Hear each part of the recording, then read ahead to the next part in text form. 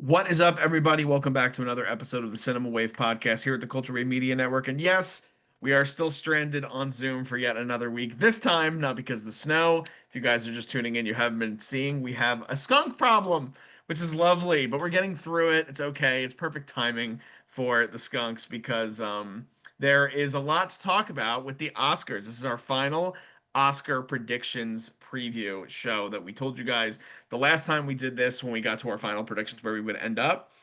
There's a lot to discuss. There's a lot of. This is the most crazy award season I can remember in quite some time for a lot of storylines and different reasons. Not only for what's happening that or might happen potentially at the show, but also a lot of the tabloids and what's happening outside of what the Academy might be thinking. So excited to dive into the storylines as well. I'm going to be one of your hosts. My name is Darian Scalamoni. I am joined as always by Liz Seiko Hello, what's going on? and Zach Miller. Howdy. Guys, there's so much to discuss here. We're gonna start with the awards, but I'm sure as we trickle down award by award, we can get into the storylines. When we last talked, it felt like a lot of the storyline was it was maybe a three-horse race with two movies kind of leading, and then another third movie on the periphery for Best Picture. Now it kind of, in my opinion, it feels like it's mostly a two-horse race. But in a lot of the acting categories, things have become very chaotic. And so I'm excited to dive into that and see where we all end up. But for now, we're going to jump into our predictions. Basically, how this is going to go is I will go through all of the nominees per category. Then we will say who our predictions are for the winner. And we'll get into a little discussion for each nominee as we discuss. But these are final. We're locking them in. This is how you're going to go based on who is the most accurate Oscar predictor for the 2026 ceremony. So, starting with Best Picture, which has been a widely talked about category for quite a while now, we have Begonia, we have F1, we have Frankenstein, we have Hamnet, Marty Supreme, One Battle After Another, The Secret Agent, Sentimental Value, Sinners, and Train Dreams as our best feature category and our nominees. So, having said that, I'm going to give my pick. I believe the winner of Best Picture for this year's Oscars is going to be One Battle After Another. So that is my selection. Liz, what do you have? My pick is Sinners. Okay, Zach. My pick is also Sinners. Okay, so Wow. let's Mhm. jump into it. So I went back and forth quite a lot with this. Um, I said last time we recorded that I said I thought maybe Hamnet had like a slight possibility. I do think there's a lot of people that love that movie, but I do think that since we last recorded with the actor awards and the BAFTAs and the DGAs and the WGAs and a lot of other award shows that we've gotten, the race has kind of gotten to a place now where it really is the most divisive that I can remember for two movies where you could really see it going one way or another. Um, I think that my thought process for Best Picture is the same as it was last time we recorded. I think that Ryan Coogler has more of Sinners in him.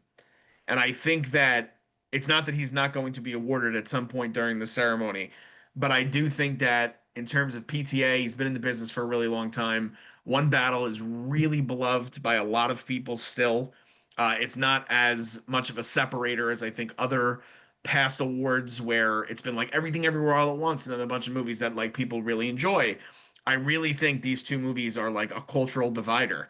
And it's like it's almost as if like there's these huge believers for Sinners. There's huge believers for One Battle. There's some people that think One Battle is over long and they're not a huge fan of PTA style. But there's also a lot of people that aren't ready to kind of go in a genre direction like Sinners does because it is a big swing and it does a lot of things that a lot of people aren't necessarily like. There were some anonymous Oscar voters polls and ballots that I had seen where they're like, I'm not a fan of horror. So like I wasn't a huge fan of Sinners. So I still think that exists within the Academy. And I just think that there's going to be another movie that Coogler does down the road, maybe even his next film, depending on what that is, where I think he is going to get a Best Picture statue. I just personally don't believe it's going to be this year for Sinners. So I went One Battle After Another, but you both had Sinners, so you guys have gone in a different direction. I don't know where you guys stood last time we recorded, but Liz, starting with you, what kind of had you landing on Sinners? It is with Hamnet. Forever and always will wish that it was getting that one number one spot, but I have accepted its defeat and I know it's not going to win. Um, Honestly, just based off all the nominations, I think I was Sinners for me was already in the conversation, but it getting that many nominations for me just pushes it up a level. And I just also feel like watching the conversation online about the films that are very prominent right now. I don't really think One Battle is getting much attention right now. I think that it's kind of fallen on the back burner, and I think that um, Sinners, having come out literally almost a year ago, is actually getting more momentum for the run. So I don't know. I think that just between those two things for me, I'm going Sinners. I was surprised that Zach went Sinners though. I thought he was going to go One Battle. I'm not that much of a film bro, Liz, but yes, I mean, so this is to me, this I agree with both of what you guys are both saying. One Battle and Sinners to me are the two biggest horses in this race, just with how both were nominated. But I really feel like Sinners is the movie that people will be thinking of when they think about 2025. I think that all of the collaborators, the Best Picture, when I think about Best Picture, I think about what is the all encompassing collaboration between the talent and the crew. And I think it has everything going for it. I think it was extremely exceeding everyone's expectations. Everyone does not think of that movie as just a horror film or just a period film. It has so many different things going for it, and something that I think One Battle doesn't hit, but I think One Battle is still very good for the lane that it's in. I just don't know if it's something that Best Picture is even PTA's best movie, in my opinion. I think there's two other movies of his that I would put up before this one. That being said, for him being around as long as he has been, this is really a great film for him. Taking Waves is the new Scorsese and De Niro in their own right, and I think that it's just like this is a huge torch passing moment. So for me, Sinners is this next generational Best Picture winner. Um, it's just something like I think of Parasite, how it made waves for international movies, and how there's been such a distinction with going to seek out international movies since Parasite won an Oscar, which it should have been way before that. But I think when that had its moment, things come after.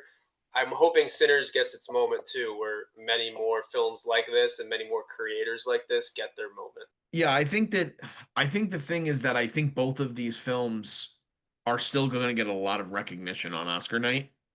Um, and that's kind of where I ended up in my final tally, which again, I don't want to get too ahead of myself, but Sinners was again, it was nominated for 16 Academy Awards. It broke the record for nominations. Like just getting all of those nominations, one is a win in and of itself because it's just unbelievable and it's basically nominated for every category it could be. But I think it's going to do a lot of winning, even if it doesn't take home Best Picture.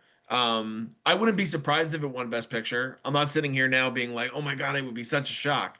I do just think that there's going to have to be a way to honor the love that One Battle has gotten as well across the award season because it still has. Like, I will say, I agree, Liz, what you're saying. I think that the fervor for Sinners has kind of rekindled over the last couple of weeks, and I do think that that's going to result in a change in my viewing for a number of other categories. Um, I just think that still the momentum of best. It is so hard, and it's again such an unbelievable credit to the movie. The fact that this movie came out, like you said, almost a year ago, and it could win Best Picture would be monumental because we're in March now. We're largely in March. By the time the Oscars airs, we're going to be halfway through March. And I believe this movie came out. Was it either March or was it April last year? Do you guys remember? One of you guys remember? I think it was March. Yeah, so we're like a full year through this, and it was funny, Liz. We were texting about it earlier, but I was like, I love so many of these films from 2025, but I'm also so ready to move on. Like I'm so ready to start talking about new movies, even though I love all of these films, and especially Sinners and One Battle that are such achievements. But I do think that I mean, would you guys both agree that it's probably a two movie race at this point? Yeah. Yeah, I would say so. Yeah, I can't see anything else really breaking through, and I do think that, I mean, again, we're kind of, I guess we're showcasing the divide right now, between the Oh, it three of was us. April. Sorry about April. that. So no, April. you're good. So close to a year. Um, but yeah, but I do again, we're gonna be talking a lot about these two movies for the remainder of the podcast because they're nominated for a shit ton of awards. So we'll keep it moving. The next nomination, or the next nominees, I should say, is for Best Director or Achievement in Directing. The nominees are Chloe Zhao for Hamnet, Josh Safdie for Marty Supreme, Paul Thomas Anderson for One Battle After Another, Joachim Trier for Sentimental Value, and Ryan Coogler for Sinners. So Liz, start us off. What do you got? So this I'm flipping. This I'm gonna go PTA for. Okay, I'm, Zach. I'm gonna go PTA as well. I have Ryan Coogler. I knew it. No way. All right. That's so funny. This is funny that we went this direction because we had this conversation on the last podcast. You guys can go back and check it out.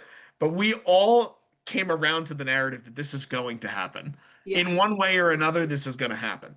And so I believe that when you look at directing, obviously, I mean, it's such a monumental achievement. Both of these movies are unbelievable achievements.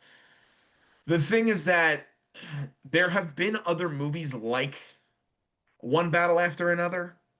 Like again, it's an epic. It's a movie that talks a lot about the modern landscape, but movies that are again revolutionary films and that are movies that can be served in the time that they were created.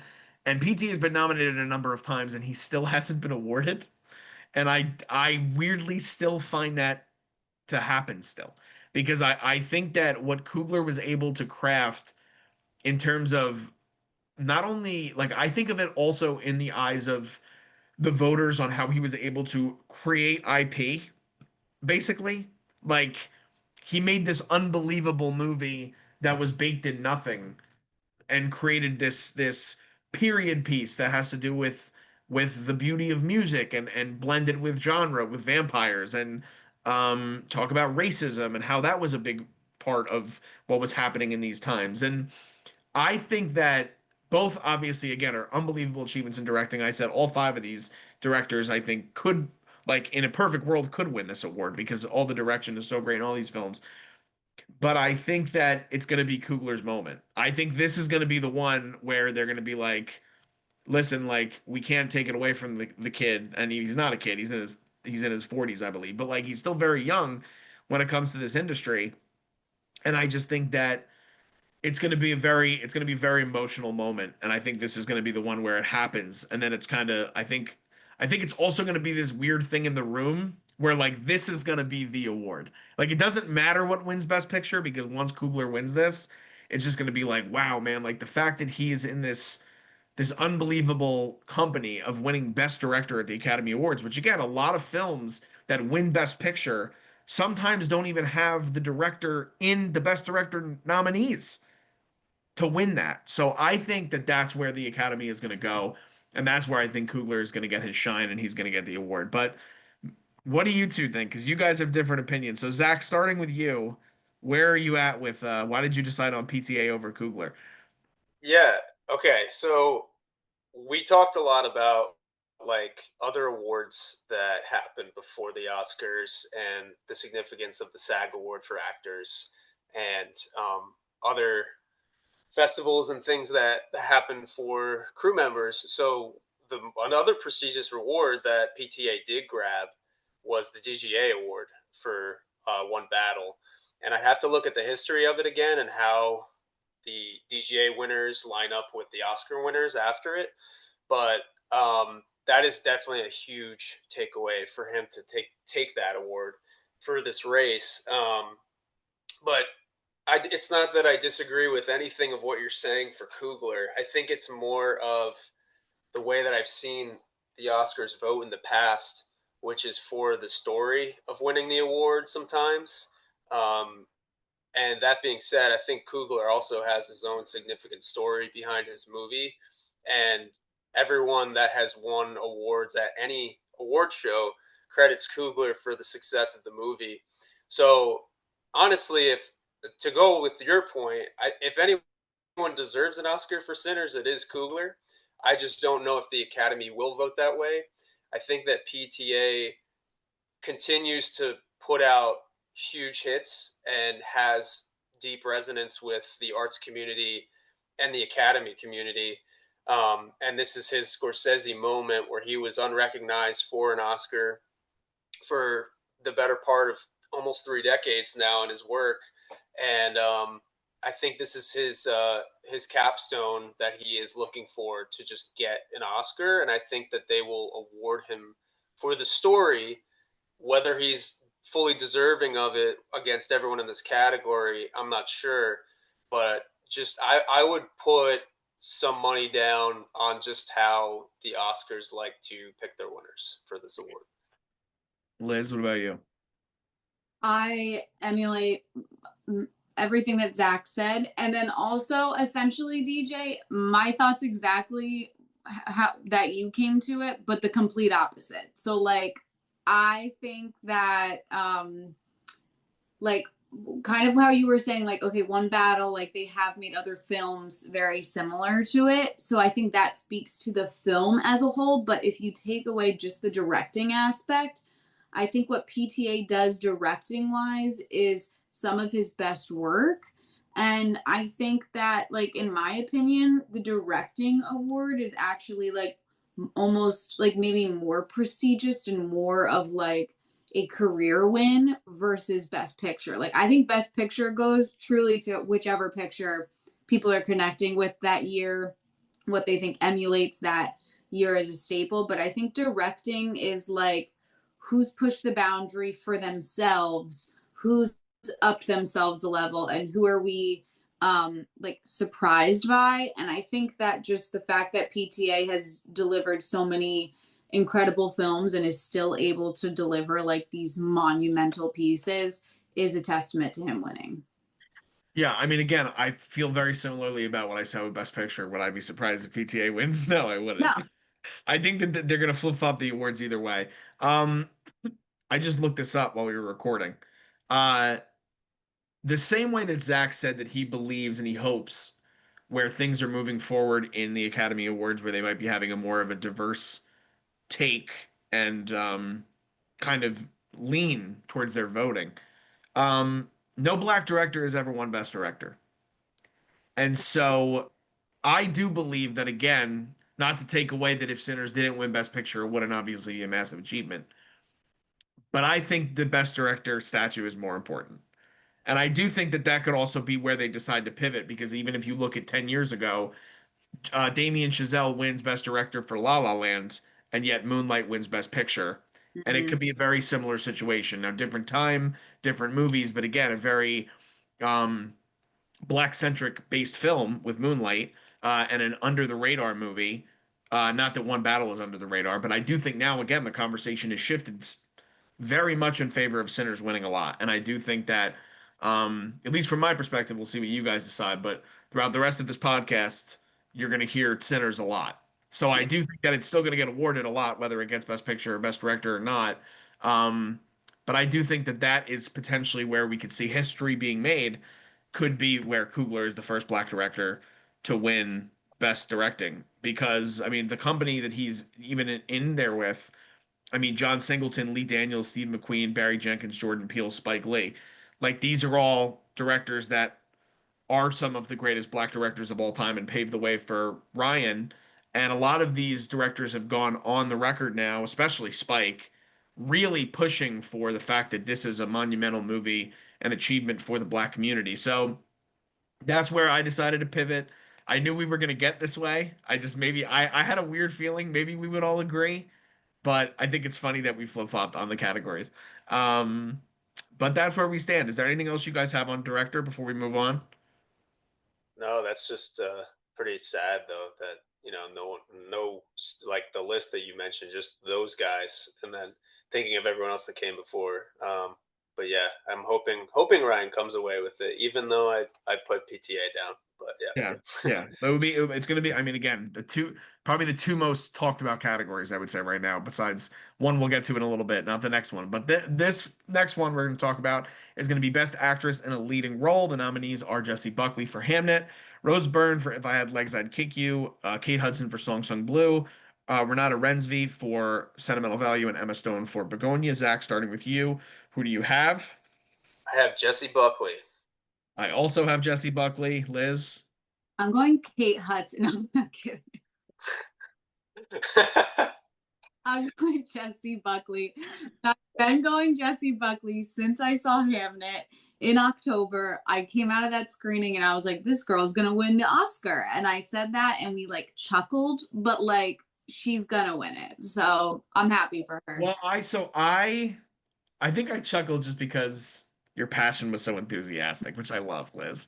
Because I saw this movie at TIFF and I felt very similarly. I was like, I said walking out of the theater, I said, I've never been so positive that someone is going to get a nomination in my life. And after like a week after it went more wide, it was like I've never been more positive of anybody else winning Best Yeah. Actress in my life. Um, there's not much to talk about with this category. It's kind of been a runaway. She's won literally, I think she's won every award. I don't think there's been a single award that she has not won. I mean, again, the Globes, they separate between comedy and musical and drama, and Rose Byrne split it with Buckley. And I do think that if there was a two in this category, it probably is Rose Byrne, just based on my opinion. I would love for Renata. I mean, she's so great in sentimental value. It's just not her year. Um, but Jessie Buckley, man, I mean, she's just, and I've seen a lot of the bullshit online where people are talking about how she's got a movie in theaters now that a lot of people aren't necessarily loving, and they're like, is that going to affect her Oscar race? Like, let's to remind people, regardless of what you think about the performance, Sandra Bullock won an Oscar and a Razzie in the same year for two different movies. So that doesn't matter at all. But Jesse's taking it home. Liz, you've been championing her for quite a long time. You're sticking on it. Obviously, I think we've talked about it at length, but is there anything else, Liz, you have that you really want to talk about more with her? Or are you like, I'm ready to move on. Let's just give her every role that she wants. Give her everything. I can't wait to see what she does like next. A part of me like low-key wishes she does like theater next.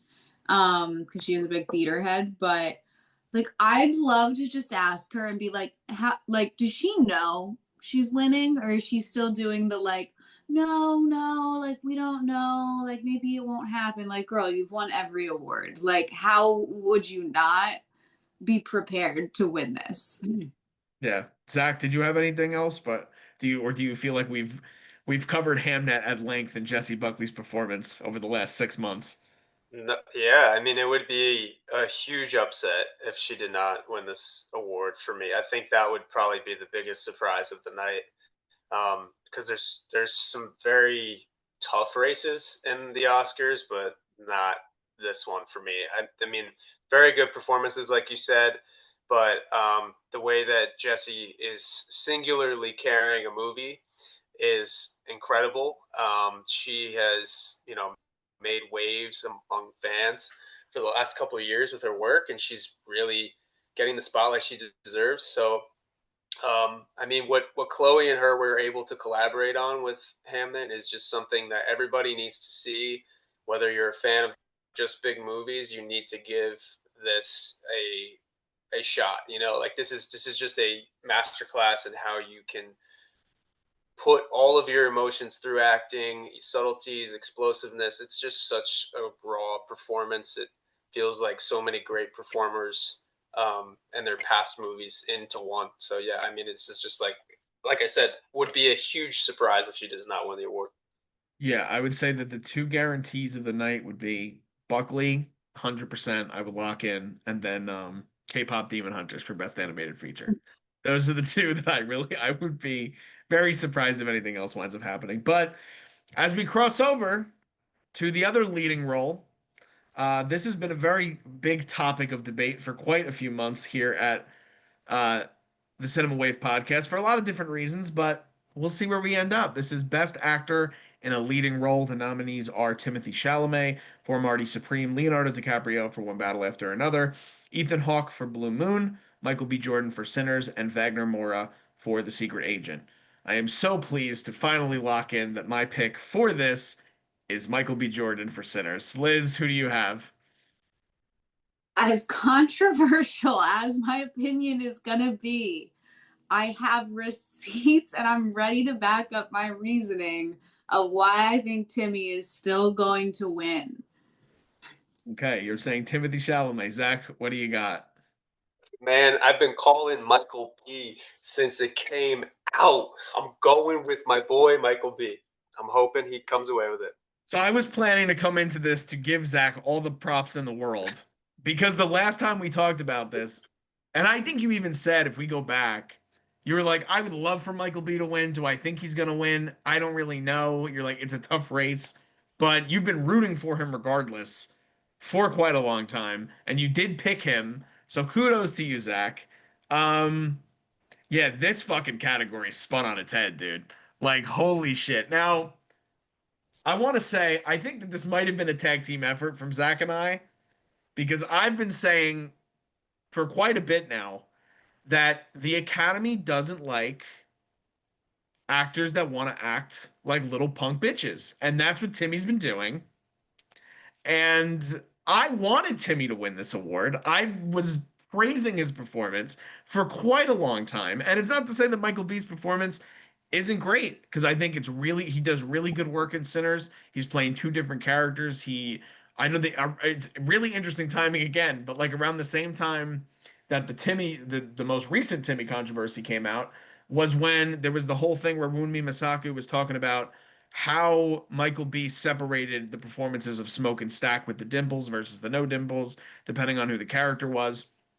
And he acted differently on set depending on which character he was playing with her and with Haley. Um, I'm gonna be honest. I I was hoping that Wagner was gonna win when the Chalamet conversation did go away. I do think that Secret Agent has cooled off. Um, and I think Sinners is hot, and I think Michael B is a great actor, and I think he still does a great performance, and I think Chalamet really shot himself in the foot. And I think that he's a terrific actor. He's gonna have more opportunities, but this is Leonardo DiCaprio all over again. It just is. It's just the exact same thing. And I've been saying that for a bit, but man, did he do himself no favors over the last couple of weeks. But Liz, convince us otherwise. Why do you believe that Timothée Chalamet will still win the Best Actor statue at the Oscars? I think that he is very popular amongst other actors in the Academy. I think that he's a part of that crew, and I think that they all look at him as like their younger selves. And I think that majority of Hollywood has had bad press, has said fucked up things on the internet, and has gotten canceled. And I think that they stick with their own, and I don't think that they're going to condemn him as much as like the public wants him to like not win. I don't know if like A-listers will do that to him. Now, my other thing is closing voting noms have been closed for a few days. So like voting was happening before this whole thing with like the ballet and opera came up to be. So like people had already voted. So like I don't know if this is really going to shift things as much as like people are predicting it's going to be, just based off timing, because uh voting was from February 26th to March 5th. So like I don't know if this really had the like train going yet when people were actually probably voting, but I also don't know how the system completely works. So I don't know. I don't think that I wouldn't be shocked if he gets it. Do I think that it's absolutely 50-50 at this point? Yes. And am I just sticking with Timmy in case it's the 50% and I want to say I was right the whole time? Absolutely. Absolutely. But I think it could go either way. I'll say this before Zach, sorry, I don't want to cut in front of you, but the big thing is that that interview was actually a month ago. So it'll really depend on who saw it, because like you said, I agree. It's really coming into circulation now. The one thing I do disagree with, which again, maybe I'm being pessimistic, I definitely don't think the industry cares about their own in that way. I think that they look at it as a learning lesson, and I know that there's a lot of older members of the academy that spoke outwardly about his comments. And that's why I think I do think that there are people that look at, again, that same thing that I've been maybe hammering home too much, but it's that narrative of wait your turn, kid. I just think that it is. I think that sometimes it works that way. And I do think that it happens more for, like we talked about the Mikey Madison comparison. I think it happens way more for actors than it does actresses. We'd have to go based on history. I'm not exactly positive on statistics on that. But I do know that like Jamie Lee Curtis, who is now an Oscar winner, was very outspoken against his comments. Helen Hunt was outspoken about his comments. Um, Ethan Hawke liked the post talking about how it was an issue. So I don't think that everybody is necessarily in line with even the way he's handled the press tour, which I thought was great. But it's just a whole different modern way of doing things, and I just don't know if people are ready for that, which sucks. But I don't know. Well, I We'll don't know. see. Zach, you've been on Michael B the whole time though. So why did you stick with him throughout this whole race? And do you think that, be honest, did you like, are you at this place where you were like, no, I really believed it was going to be him the whole time? Or do you feel like now with this shift do you believe there's a shift in momentum? And do you think that's kind of propelled Michael B over like the Leonardo DiCaprios and the Wagner Moras potentially to be right in line with Timmy or even ahead of Chalamet?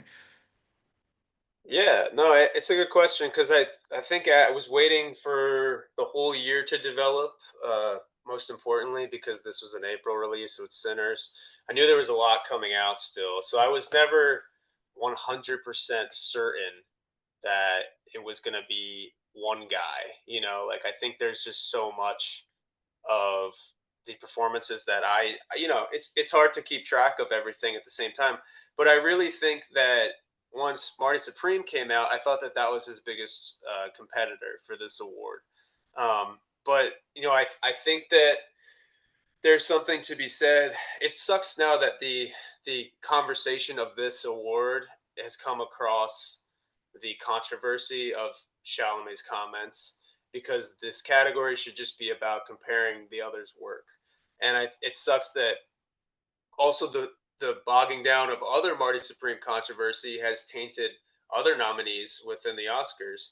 So I think there's a lot that those comments, those controversies have just like broken the plane of what we need to be studying for these awards. But at the time, yes, I thought it was Michael B. I thought it was Timmy, and Leo probably has a good shot as well. Like if I were to put that in there, I'm hoping it's not Leo against these two guys. But Michael's just got such a good composure and an understanding for coming up with the differences in his roles. I've talked about it a lot, like with the Sinners review that we did and the other conversation, but just how he was able to make this a very original experience for the audience with his portrayals of Smoke and Stack, and how you can feel that collaboration between a lead actor or a lead actress and their director when it's really in sync, and you can really feel his energy come off the page, bringing those characters to life, and you can see the evolution of his work too. I remember some of the first stuff that I watched him in was Friday Night Lights, and then I got back to The Wire when I was old enough to watch it, and you can see how he has matured as an actor. You can see how his performances really shine. He's an actor that should have been getting the same spotlight that Chalamet should have was getting this whole time, just for his performance. And I think it's when you're talking about Michael in Sinners, it's always Michael and Ryan. When you're talking about Marty Supreme, it's always just Timmy, and it's just like we need to be giving Michael that same credit to what he was able to do to carry his movie. And I really believe that, just in spite of the controversy, he seems like a front runner. But besides that, too, it was always between Timmy and Michael for me. But for me, Michael just always had the edge. That's a good point. Liz, do you have any final thoughts on why you think it should be Timmy? No.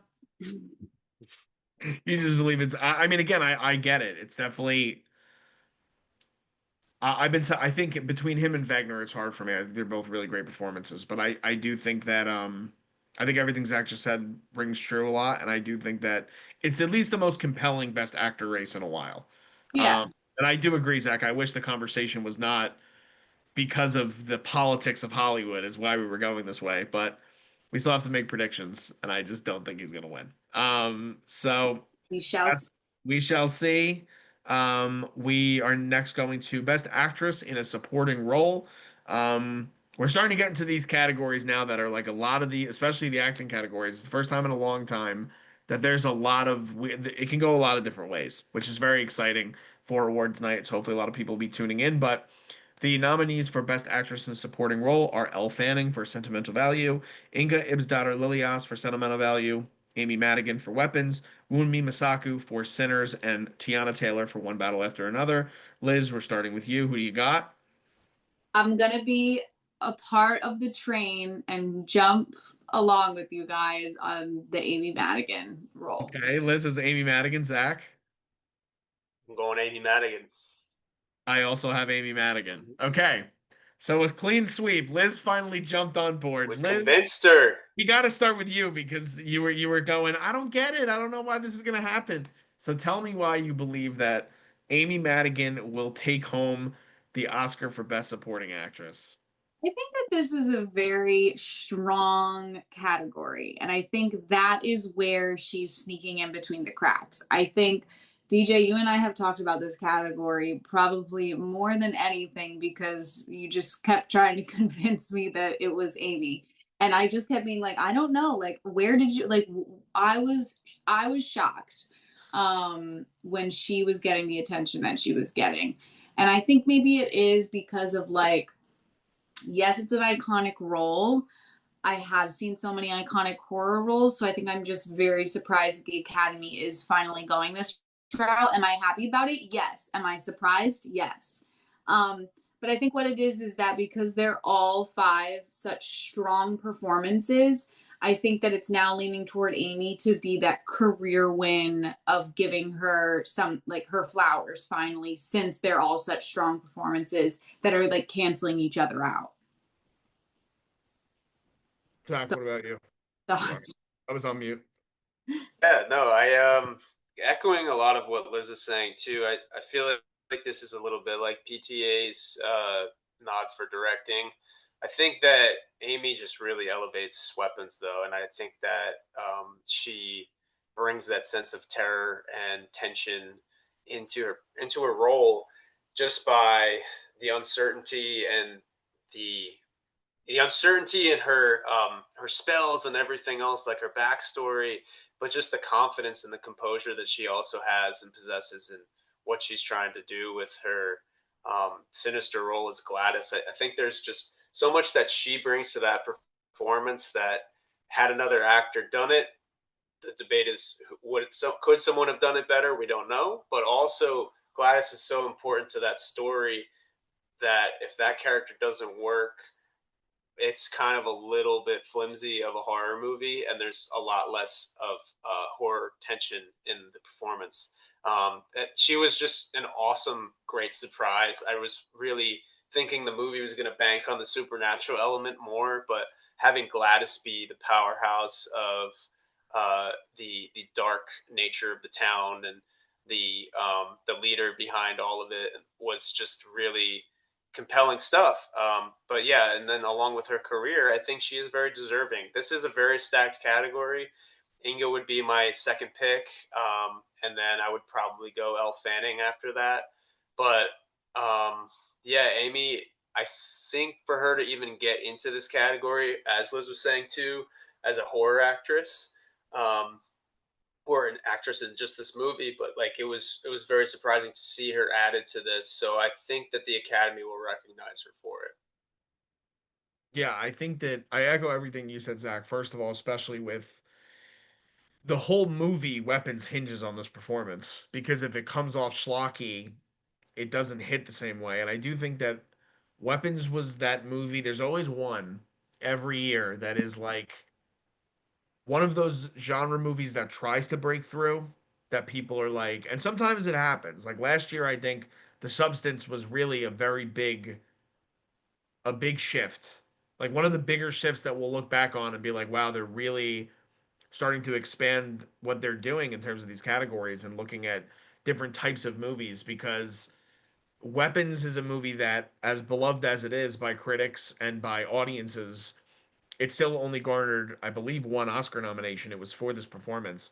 Um, I do think it's a tougher category this year, but I do think also it's like Amy's been the only consistent one throughout the season. You know, there's some award shows where some of the other winners, because I believe the only other winners we've really seen across this award season have been Tiana and Wound Me. Hmm. That's been scattered throughout how they've been doing it. So um, she's 75 years old. She's been in the business a long time. She's married to the lovely Ed Harris, another great seasoned veteran actor, and they're beloved in the industry, and people are really happy for her. And I also do think I was talking about this with mine and Zach's old film teacher today. They award the older performers for supporting, and they don't always do it for lead. They'll always get a lot of them get nominations for lead. Again, like Anthony Hopkins is a different example for his role a few years ago.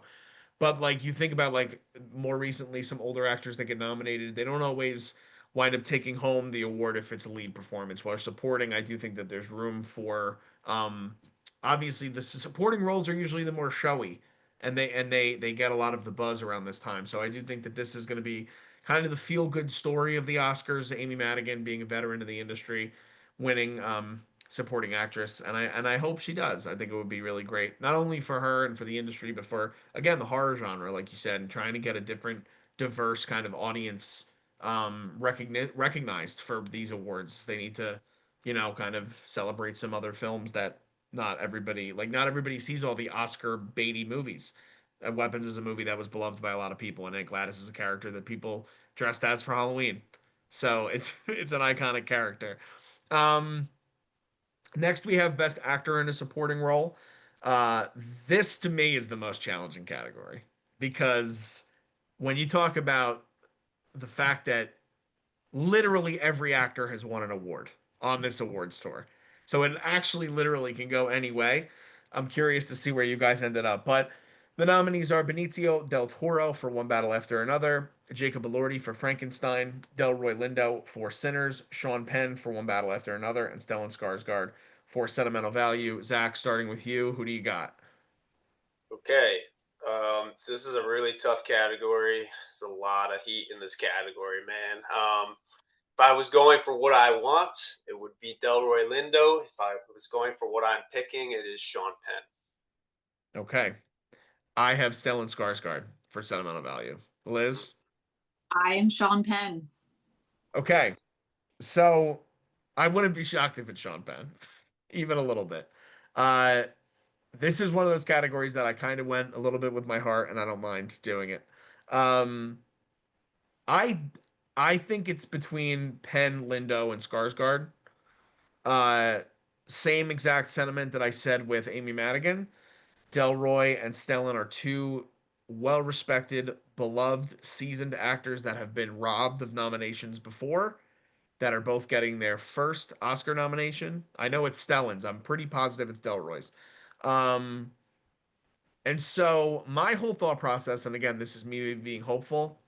Sean Penn's already got two of these. He doesn't need a third.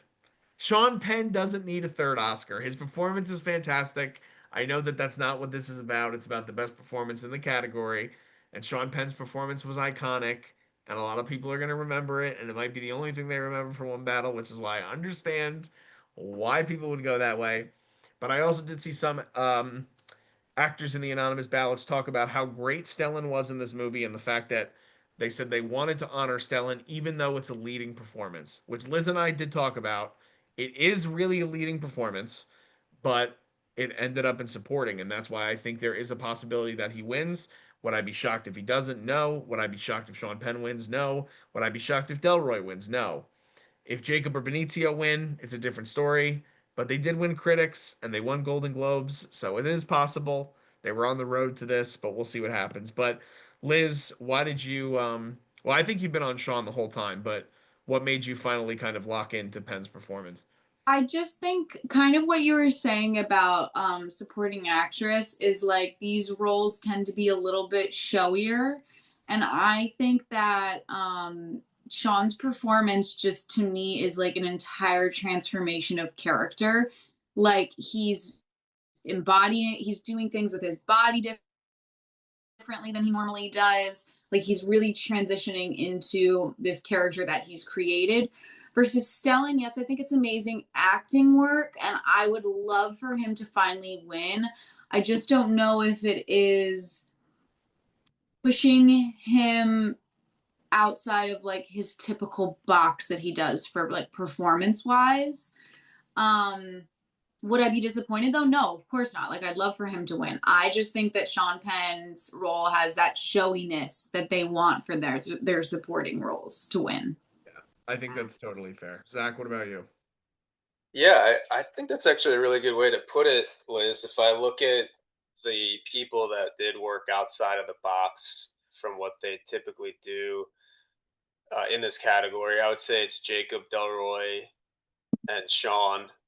Benicio is really good as well, but I think that like Delroy too, he's been great like his whole career, and ever since the Five Bloods when he was like really outside of his usual expertise. This one was another thing that I was interested in when I saw the movie, and his performance just really captivates me too. And he has such an impact for a big ensemble piece too, which is really important. And then Sean Penn too.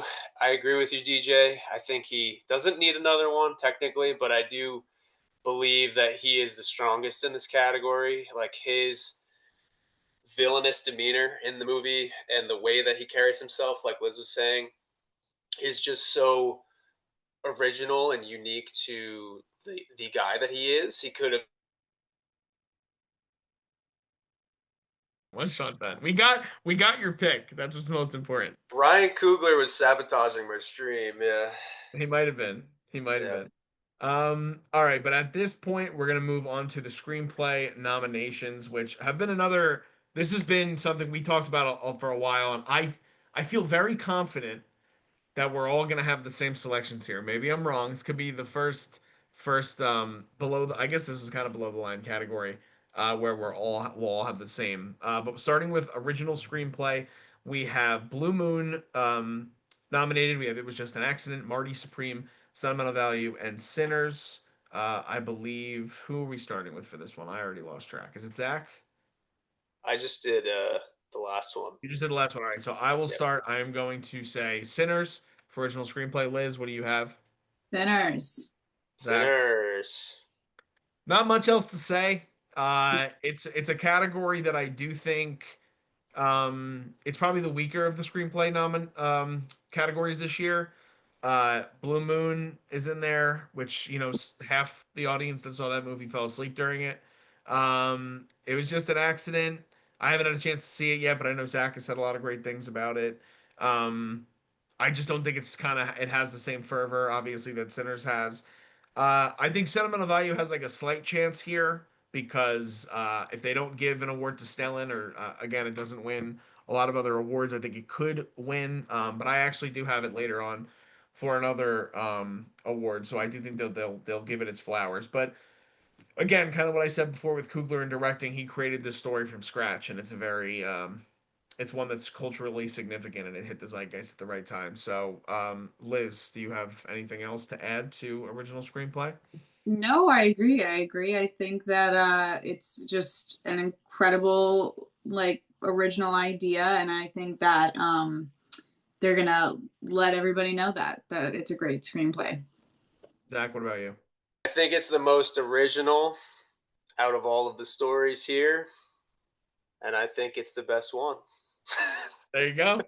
We got it. We got all of But that. keep it brief. We keep it brief. We keep it brief. All right. Adapted screenplay. We have Begonia, we have Frankenstein, we have Hamnet, we have One Battle After Another, we have Train Dreams. Liz, what do you got? I'm going Hamnet. You fucker. Zach, what do you have? Oh, one battle. I also have One Battle. Liz, please tell us why you went Hamnet. Because I want it to win. And I was more emotionally affected and moved by that film. And I think it's because of the writing. And I think it's just the full circle And it's a screenplay about one of the greatest writers of all time, Mr. Shakespeare. And I just feel like Chloe deserves a little bit of attention. I think that's fair. I just don't think it's gonna happen. But Zach, why do you think one battle? All right. So for one battle, I really think that PTA. I'm like I'm not focused now because I think I'm gonna cut out soon. But I think that one battle. It's a really. I was surprised that it was even adapted from not an original story, but the screenplay just reads completely like a movie. It's really great with how PTA was able to adapt it in a style. The only other one in this list that I really want to win is Train Dreams. I really feel like this is their strongest chance to win, but I don't think that they can pull it off with what else is in this category. Frankenstein, get out of here. We've already had like 8 other adaptations for screenplay. Begonia was very interesting too for screenplay, but I think One Battle has the biggest chances of winning this category. Yeah, I mean, again, I do agree, Liz, with what you said. I think that besides Jesse, um, I mean, in Chloe's direction, I would say him that is the writing is probably in my opinion, the third strongest aspect of the film. Um, Train Dreams again. I mean, I love that movie more than most. Zach and I are big fans. I just don't think it's going to bring home anything, and I think any other year it probably wins cinematography, but I don't think it's going to happen this year. But yeah, one battle. I mean, again, it's a 3 hour epic that still feels modern and still has all different types of audience reactions, and I think it's a really well written screenplay. So yeah, I'm gonna go with that for adapted. Moving on from there, we have Best International Feature, which you could basically rename to the category of Neon because they have 4 nominees out of 5 in this category. So good for Neon. They're most likely taking home a statue in this, at least one for the night. But we have The Secret Agent from Brazil, If It Was Just an Accident from France, Sentimental Value from Norway, Surat from Spain, and The Voice of Hind Rajab from Tunisia. Zach, starting with you, what is your pick for Best International Feature Film? I'm gonna go with The Secret Agent. Okay, I'm going Sentimental Value. I'm going Secret Agent. Okay, so I flipped. Wow, I was on wow. Secret Agent the whole time. Uh, and I just don't think that the love for it is there the way that I thought it was going to be. It was for the Globes, but um, I think that a lot of people really love Joachim Trier too. And I think a lot of people, and I haven't even seen the film, so shame on me. But The Worst Person in the World, a lot of people were really upset that that movie wasn't recognized at all years ago at the Academy Awards. And I think a lot of people really related to what the message of Sentimental Value was and how that also was kind of a movie that was based in art and based in the world of acting and based in the world of relationships. And I mean, I love both of the movies very much. Sentimental, if you guys didn't already know, is my favorite movie of 2025. So I am pulling for it a little bit as well. But I do think that, like I said, I picked Stellan out from my heart. I'm not necessarily confident he's going to win, but I do think that this film will win something, and I do think that this is the best chance that it wins. Also, it's also in Best Picture, as is Secret Agent, so it's a chance I think between the two of them. But I flipped, and I'm gonna stick with Sentimental. Zach, why did you ultimately decide on the Secret Agent? I think that this is the best category for them to win throughout the night, along with Sentimental Value. But I think that Secret Agent, because the acting race is so stacked, I think that they are more likely to take this one away. And this is something that I was very surprised, but elated to see is that it keeps coming up in conversation, and it gets a lot of recognition from all these other competitions. So I think that it has a strong chance. If it were up to me, I think it's between that and Sentimental Value. But I think that Secret Agent also, Sentimental Value does not have. I'm sorry. Sentimental Value has a couple of other acting nominations. So Secret Agent is only Wagner Moura, and I think it has Best Yes, it cast. has a casting. You're right. Yeah. Yeah, it has a casting nom. So I think this is like their winner if they were to win something in the night. Okay, Liz, what about you? I agree with what Zach said. I think that it could go either way. I just think the secret agent has a little bit more attention than sentimental value. As much as I'd love for people to appreciate that movie more, I feel like it's not really in the conversation that much, even from the beginning. And although I agree Secret Agent's attention has slipped, I still think that it's very well known. And so I think that just like the story as well, I think that it's kind of a story that uh the Academy likes to also applaud by having a story like that told about the country. And so I think that that's why it's also going to win. My only other thing with Sentimental is that it has 9 nominations. And I feel like it has to win somewhere, right? That's a lot of nominations. I mean, I know it doesn't always happen, That's but it. that's a lot of nominees. Next, we're going to the first ever Best Casting Award. Very excited that they're finally going to honor the art of casting for this year's ceremony. The nominees are Hamnet, Marty Supreme, One Battle After Another, The Secret Agent, and Sinners. So I believe we are starting with myself, I believe. I went with Sinners for Best Casting. Liz, where did you go? I'm going one battle. Okay, Zach. I'm going Sinners. Okay, Liz, why did you go to One Battle? Because I don't know what to expect from this, and I just really liked the cast. It's fair. I We talked about this last time. We don't have an expectation. There's no history of this category. Um, Yeah, so you don't know where they're gonna go. Um, if this is going based off of the real art of casting, which is not offering Michael B. Jordan and Leonardo DiCaprio $15 million to star in their movie, and it's all the people filling out the rest of the cast in these great supporting and character kind of roles. I would really push for Marty Supreme I know. because of the fact that and Secret Agent because they're both they have like Secret Agent is another one where Wagner obviously is at the center of that movie, but you come out remembering so many important characters from that overall story that are people that are not well known and that maybe Gabriel Dominguez had found in the casting process.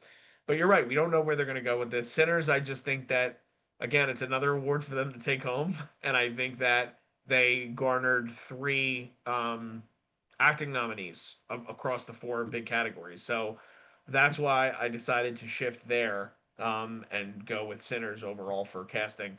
Zach, what was your thought process in the casting for the first ever award?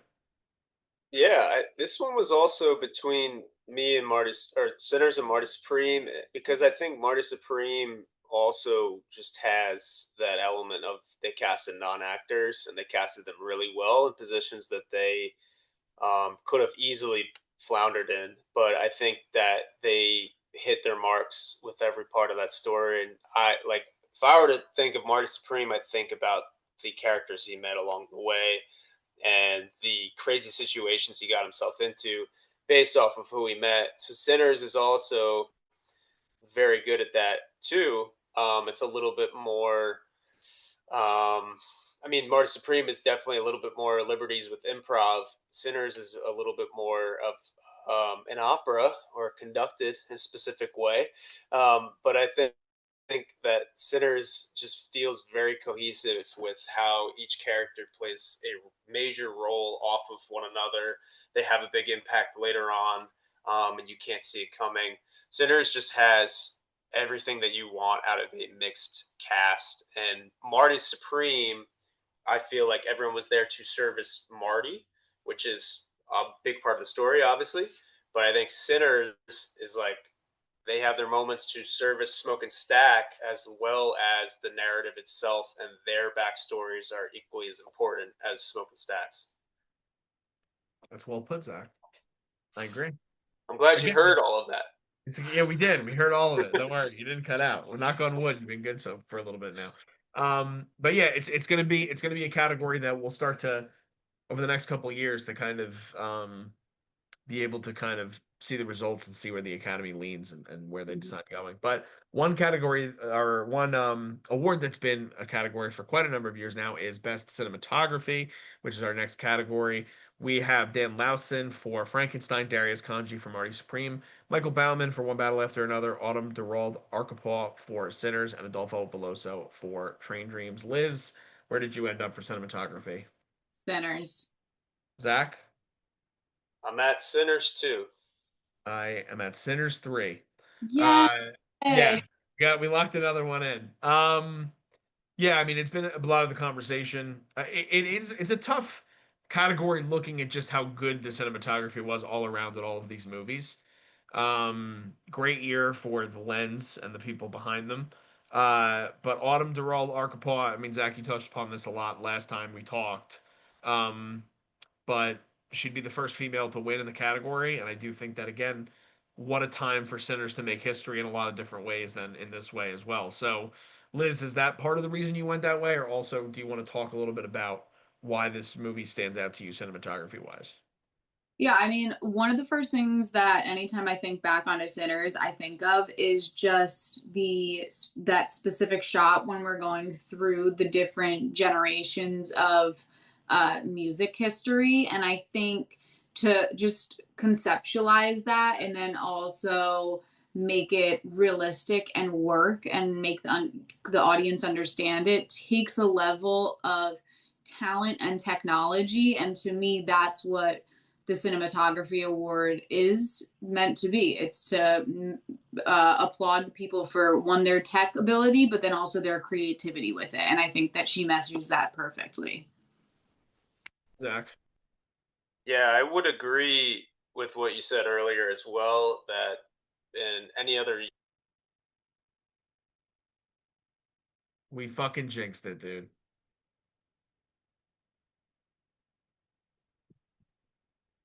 it's such a resonant movie with how it's shot. It combined so many. Did I break up again, or am I still going? Am I good? You're good now, but you broke Go. up the whole beginning. I got it. I can do it. I can do it. Really love just all of the work, the formats, the combination of formats. The fact that a woman has not won this category is extremely important as to why she needs to win this one. Not to diminish any of the other contestants in this category, but I mean, her work just is leaps and bounds ahead, in my opinion. And I think that it's just so phenomenal. It is so memorable compared to the rest. And it's just very important for her to win this award for so many reasons. But her work in the movie is just super exceptional. So I really love the cinematography in this movie. I agree wholeheartedly. I echo every single sentiment that you guys said, and I do think that it will be Autumn's Night. Now we move to Best Original Score for the next award, for the next category. The nominees are Begonia, Frankenstein, Hamnet, One Battle After Another, and Sinners. Zach, what was your pick for Best Original Score? This is a tough one too, but I'm gonna go with Sinners. Okay, I also have Sinners. Liz? I have Sinners. Okay, so here this is what I preemptively told everybody at the beginning of the pod. If you're still with us, you're gonna start hearing the word sinners a lot because there's gonna be a lot of awards that this movie wins. I do agree with what Zach said. I think this is a really hard category, and I do think that there is a world where Ludwig already has an Oscar. There's a world where Johnny Greenwood gets one for One Battle. He's never won. Um, Liz, shout out to you. If it were up to me, Max Richter gets this award because they have that score I listen to every other week because it's beautiful. It is beautiful, but I I feel just don't think it's gonna happen. no, because I just feel like the score for Sinners is so such a puzzle piece to the storytelling also. Like scores heighten a lot of films, but for me, Sinner's score is integrated into the storyline. Yeah, it's obviously a very central part of the themes of what the movie is. Zach, what made you decide on Ludwig? Yeah, it's another. It's just a blend of how he was able to create the sounds off of the blues and then mix in everything else that had to culturally appropriate based off of the vampires, the action, the gangster side, the dusty towns in Louisiana and Mississippi. I think that it was just really awesome how the music shifted as the story shifted, and to me that was very very good compared to the rest. So I think that Sinners is just a easy pick for me. Yeah, it's a powerhouse this year. Like I said, you're going to hear it maybe a few more times from us as we go along. But Sinners is not nominated in this next category because it's Best Animated Feature. So we go to Best Animated Feature for the next one. The nominees are Arco, Elio, K-pop Demon Hunters, Little Amelie, or the character of Rain, and Zootopia 2. Zach, where did you end up with Best Animated? I am gonna go K-pop Demon Hunters, even though I have not seen it. I'm just going based off of the race alone. Okay, I have seen it, and I do believe it also will win. Liz? K-pop, K-pop demons. Yeah, Liz has been listening to K-pop Demon Hunter soundtrack since it came out. Listen, I'm going up, up, up. You are, and so is this movie. I mean, they're going up on the stage. They're going to be singing it. They're going to be having their golden statues because the K-pop fans are rabid for this movie. It's a beautiful animated film. It really is. It's obviously a cultural touchstone. It has affected the lives of many, including my wonderful goddaughter, who has seen this movie probably 150 times since it's been released. Um, I loved Zootopia too. I loved Arco. I do think it was a little bit of a weaker year in terms of the category. They've had some really powerhouse years in the past, but K-pop is a deserving winner, no doubt. And I don't believe either of you guys have seen it yet, correct? No. I have not seen a single one in this category. Okay. Well, Liz just hates animation, everybody. We don't actually mean that. Not Um, true. Not true at all. But K-pop Demon Hunters, we're all aligned on that. Next, we're going to go to Best Documentary Feature. So the nominees are, excuse me, The Alabama Solution, Come See Me in the Good Light, Cutting Through Rocks, Mr. Nobody Against Putin, and The Perfect Neighbor. I'm starting here. I am going with The Perfect Neighbor. Liz, The perfect neighbor. Zach. I'm going with the Alabama Solution. Oh! All right. Have you seen The Alabama Solution, Zach? Yes, I just watched it the other day. It's on HBO. If people are not aware, there was a few documentaries on there that were Oscar nominated. I have to remember what the other one was, but the Alabama Solution was on there, and I sat down to watch it. It's an incredibly powerful movie. It's something that's extremely important. It's about prison reform in Alabama and the story of a few men's lives. They are literally documenting themselves to documentarians on their illegal cell phones and FaceTiming them while they're in prison, and they're showing them the difficult situations that they're in. But it is a very relevant subject, and it's something that, what I love about documentaries is it pushes progress and change for um, communities sometimes that are disenfranchised or advocating for better life in that kind of sense. So obviously, prisoners are put in a lot of horrible situations that they didn't sign up for, and there's a lot of the subject matter of that movie that is super important. So I hope it wins the Oscar. Yeah, well put. Well, it is a lot of the films in this category usually are dealing with a lot of Yeah. um, important problems in the world, and it's nice that I feel like these are the most accessible films. So I do have to watch some of these before the Oscars because I haven't even seen my pick, The Perfect Neighbor. I was going off of what you guys had said. I do think it's maybe a front runner, but it's also available on Netflix, so you can check that one out as well. Liz, you did see it, I believe. So why did you go with The Perfect Neighbor overall?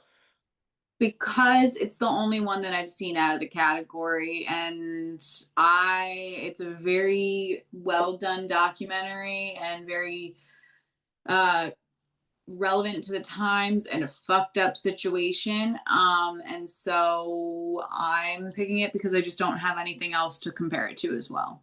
It's totally fair. We don't vote on the Academy Awards, so we haven't seen everything. We don't have access to everything. So don't hate us, everybody.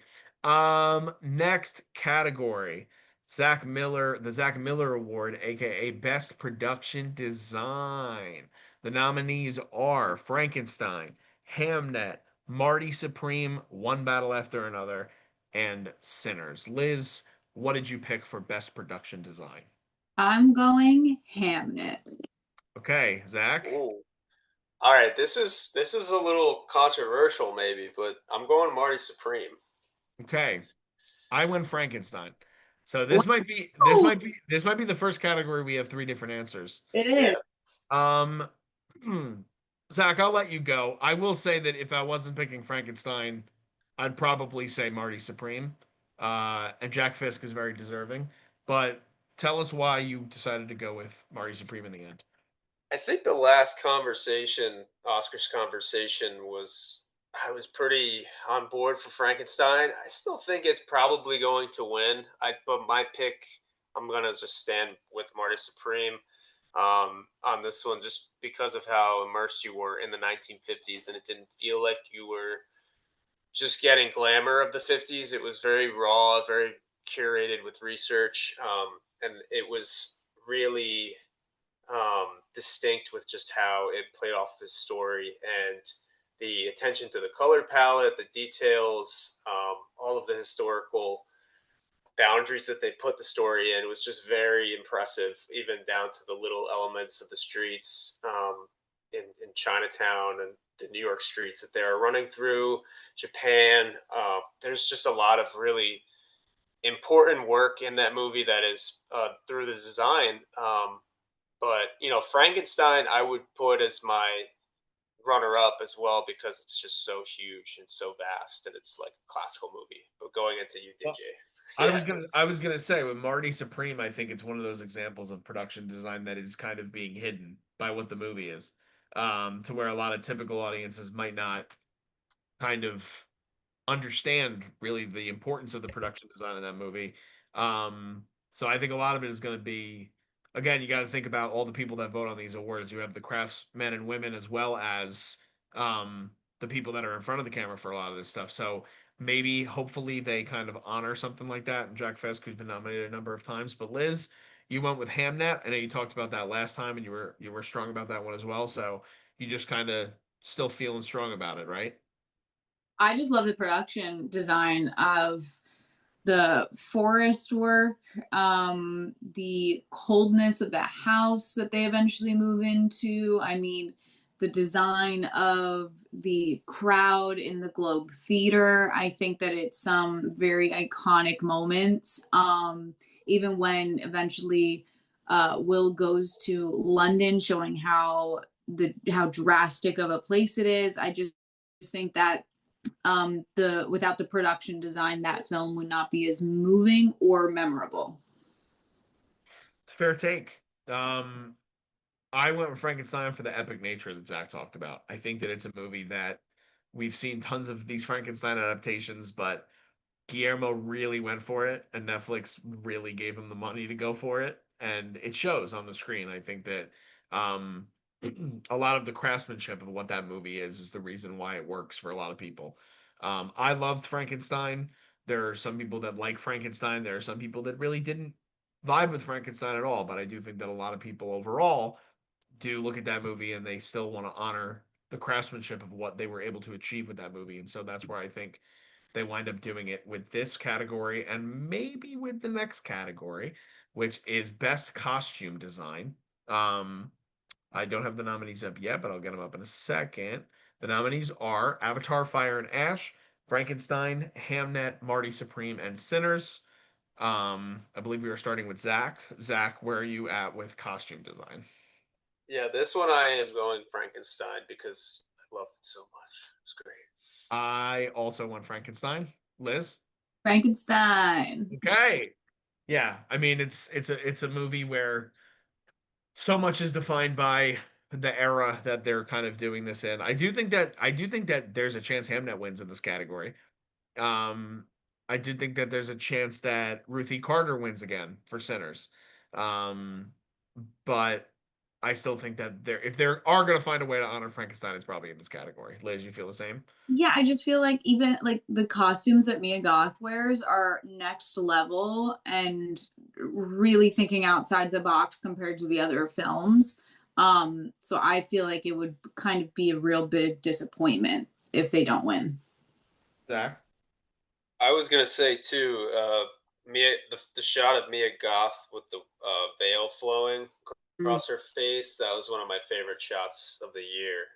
But yeah, the way that they were able to contrast what they're wearing versus what environment they were in. So the teamwork between the production design and the costume design, and Guillermo's attention to his detail with that kind of stuff. Like he has worked on all types of scales of movies. So even like Shape of Water or I think Nightmare Alley. I think that was his. He just has a very good understanding of how to, not just find something that fits the period, but how it can enhance the feeling of the scene. And Mia Goth's costumes in particular really stood out to me. All right, next up, we're moving to film editing. Film editing, the nominees are F1, Marty Supreme, One Battle After Another, Sentimental Value, and Sinners Yet Again. Um, I am going with One Battle After Another. I Liz, am going one battle. Zach. Roy F1. Okay, so Zach, did I sway you on F1 or did you say F1 last time? Uh, I think it was between these two, but I can't remember. Maybe it was. I know I picked F1 for something else coming up, but yeah. Okay. Um, I'll give my reason why I didn't pick F1 and then you can tell me why you did. Okay. Uh, I double checked to make sure if Top Gun Maverick won for editing, and it didn't. And Cool. that's why I didn't go with it. Because I if it were up to me, F1 would win editing. Because the editing is so good in that film. My thought process behind One Battle is that it is a 3 hour movie that absolutely fucking flies. So it has an unbelievable rewatchability for a 3 hour movie. And a lot of that is a testament to the editing, but even more so, the whole scene on the hills is one of the best edited sequences of the entire year. And it's the most intense edited sequences of the year. So that's why I decided to go with that. But Zach, why did you ultimately settle on F1? And then Liz, why did you decide to go with One Battle? I think that F1, the reason it's in this bunch, even for the Oscar contention, is because of the energy that you get from the film. It's not just a natural race car movie. I think that what sets it apart from a Fast and Furious, even, or something like that, is the pulse that you can feel through the edit and when you're in the car. I think that that's the biggest thing going for F1. I don't think it deserves a Best Picture nomination. I think that it deserves the Shut your technical mouth, Zach. appreciation. F1? We're talking about the same movie here? I don't know. But I think that's up to everybody else. But I think that the best achievements for F1 were the technical skills, strapping a camera to a car. How can they really get the audience to understand the pace of which these drivers are living in? And I think it comes through the edit and the sound. Yeah. Liz. Exactly what you said, DJ. It was the shortest 3 hour movie ever, and like you can't do that without having great editing, and that is really the only reason why I picked it. Yeah, I mean the fact that you love a 3 hour movie is kind of an achievement in and of itself. Mm-hmm. Um, best sound. We have F1, Frankenstein, One Battle After Another, Sinners, and Sirach. Um, I think who started last? I You started did. last. Yeah. So Liz, what do you got for sound? F1. Zach? This is F1 again. Vroom vroom. Let's go. F1. Dude, sound in this movie, straight goosebumps. Like one of the best movie theater experiences of my life seeing this film in IMAX with the unbelievable sound design and everything they do with the sound in this film is unbelievable. Um, and I do think I mean, again, Best Picture is it's a hard nut to crack, the fact that it broke through that lineup. But like you said, Zach, the technical aspects of this movie, and especially this category, and Top Gun Maverick did win for Best Sound, which is another Joe Kosinski movie, and that is why I think they will honor him and his craftsmen again, men and women, for the sound of F1. Zach, you agree? Yeah, I agree. I mean, just based off of a couple interviews that I've watched with Kaczynski too, he has a really detailed approach to his post production, and he really works with his sound designers and his editors quite a bit to, um, rewatch and play back what is not working and what could have a little bit more energy to a scene. I think he's like probably, I would put money down saying he's one of the better action related directors right now. He's not something that's going to be like just shooter movies, but he's going to, he really adds a level of immersion to his work, which is something that you need out of things to keep this fresh. So, I mean, Top Gun is another testament to his work. It's like a sequel that nobody asked for. It was something that everybody was on the fence about, but the way that and the care that he took to his project was really great. He consulted Lewis Hamilton on this one. He really understood the intricacies of what could elevate an F1's, like just the car alone, the performance for it, and how an audience can connect with that. So to me, the sound was the best example of that in this movie. Liz? Yeah, so I did not get to see this in theaters. I saw it at home, and I feel like it's a testament of me saying that the sound was still the best of the year, even watching it at home. Um, yeah, I sometimes feel like for sound, it's better if you don't notice it. Like it shouldn't stand out, it should complement the piece. And I think that this film did a great job of making it stand out, but also making it cohesive with the rest of the film. Yeah. It almost like it's like a character in and of itself Yeah. in the like just understanding what all of the I mean, again, I love the movie from a technical aspect. I think it's beautiful. Um, Makeup and hairstyling. We have Frankenstein, Kokuho, Sinners, The Smashing Machine, and The Ugly Stepsister. I went with Frankenstein. I don't know if I was supposed to start, but I did. Sorry. It might have been Zach. Zach, what do you have? It's all good. I'm going Frankenstein too. Liz? The Ugly Stepsister. Okay, so tell us, why did you go with Ugly Stepsister? Oof, I think a part of me is just trying to give this film some flowers and attention because this thing is wild. It is a body horror grotesque take on Cinderella and the Ugly Stepsisters. And they do a lot of body horror. They are doing a stylized piece too. They are making references to the original story of Cinderella, but in a Norwegian and Dutch take. It's pretty incredible, and without the makeup and costumes, it would not work at all. So it's pretty incredible. I highly recommend it. If you have a sensitive stomach, beware, but it's a pretty talented makeup and costume design team.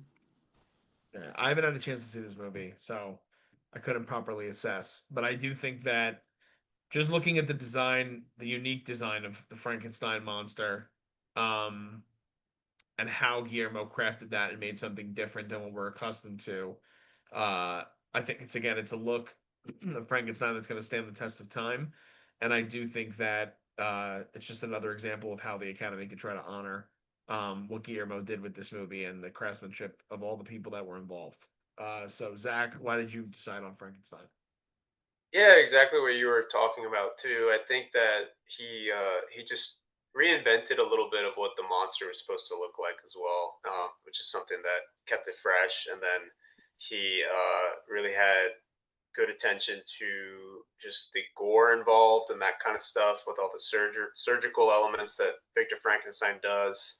A lot of great hairstyling from other characters of the period.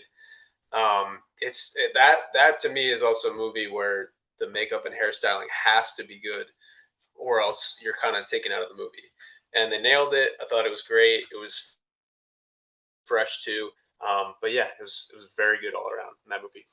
Yeah. All right, last two categories. Zach, we'll start with you for this next one because I messed you up on the last one, and then Liz, you can finish this out. Best visual effects. The nominees are Avatar, Fire and Ash, F1, Jurassic World Rebirth, The Lost Bus, and Sinners. Zach, what do you got? I'll go Avatar, Fire and Ash. I have the same. Liz? I'm gonna give it to F1. right. You have any reasons why? Just to kind of give it a little bit more attention because I liked it. I only saw F1 and Sinners out of this, and to me, between the two of them, F1 has more visual effects. That to me just makes me lean toward it. Okay. Um, yeah, Avatar, I think, is two for two in this category, and 99.9% of the movie is visual effects. It's always an achievement what James Cameron's able to do, and I just think that, again, it's one of two categories I believe it's nominated for, and I think that they're still going to find a way to honor one of the um, most successful franchises in Hollywood's history that has helped the industry make a lot of money. So that's that's why I went with Avatar: Fire and Ash. Zach, why did you go with this film?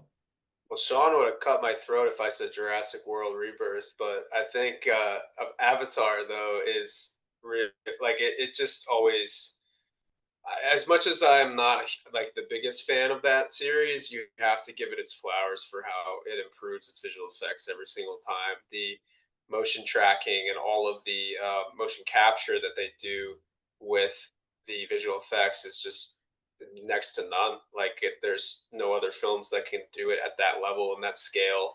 The beams of light that come through in Pandora, the water effects, all of the tracing of every element in that movie is just it takes so much effort and so many people to get a product like that at that scale. So it's a big testament to those people that work in that field with that movie. Yeah, it's definitely worthy of the flowers for what they're able to achieve with the visual effects for sure. Our final category is best original song. We have Dear Me from Diane Warren from the film Relentless by Diane Warren. Golden from K-pop Demon Hunters. I Lied to You from Sinners. Sweet Dreams of Joy from Viva Verdi, and Train Dreams from Train Dreams. Liz, where did you end up for best original song? Golden. Zach? I did. I lied to you, but that's a good pick. I also picked Golden. I'm shocked you didn't pick Golden. Yeah. Liz is I like, just, you're losing a category, Zach. I probably am. Yep. Did you pick I Lied to You out of love for the song, or do you think that it's just another award that Sinners is going to be able to rack up at the end of the night? I think that another big takeaway from Sinners is people continue to talk about Miles Canton and the music, and I Lied to You just continues to get a surprising amount of attention. I don't know if it's as big of attention as Golden with K-pop, but because Golden has just taken on a whole new life of its own. But yeah, I mean, I think it's going to be the runner-up if it's not the winner with I Lied to You. Uh, yeah, I mean, Liz, do you want to sing to the audience why Golden is the greatest song ever made and it's going to win the Oscar? Cause it's going up. I mean, it won a Grammy. It's fair. It won a Grammy. It's the song of the year. Yeah, it feels like it's been on the radio for 7 years. That probably has in a Yeah, way. But but it is. It's an iconic song, and it's music that, again, it's a culturally diverse song for this, and I do think again, Sinners is going to win a lot. And again, as impactful and as important as the music is in Sinners, I also actually think to talk about the for a second the actual thinking of the voters. People thought Sinners was going to get like 2 to 3 songs in the category, and only got one. mm-hmm. So I do think that, regardless of I Lied to You being a great song and being impactful in the movie and for Miles Catton's performance, I do think that Golden is going to take it home. But guys, we got through it. Those are our predictions, our final predictions for the Academy Awards, the 98th annual Academy Awards. I'm very happy with how diverse we were this year. Very different. We all have different selections. It's going to be really nice to see who is being awarded a steak dinner by the other two contestants on this Oscars prediction panel. But no, in all seriousness, really exciting time. A lot of storylines to follow. Hope you guys are going to be tuning in. We are not sure yet if we're going to go live for it, but we're going to discuss relatively soon if we are going to go live for the Oscars. But if not, I'm sure we're going to have an aftermath talking about everything that winded up happening and our reactions to it and all that good stuff. But these were our predictions. I'm hoping to get the predictions of the rest of the members of our crew as soon as possible, at least for the bigger awards, that you guys can check that out as well. And we should be back in studio hopefully next week. But we've been on here long enough, lots to talk about. But thank you guys for watching. Just signing off. I've been Darian Scalamoni, I'm Liz Seiko. I'm Zach Miller. and we'll see you guys next time. This is the culture.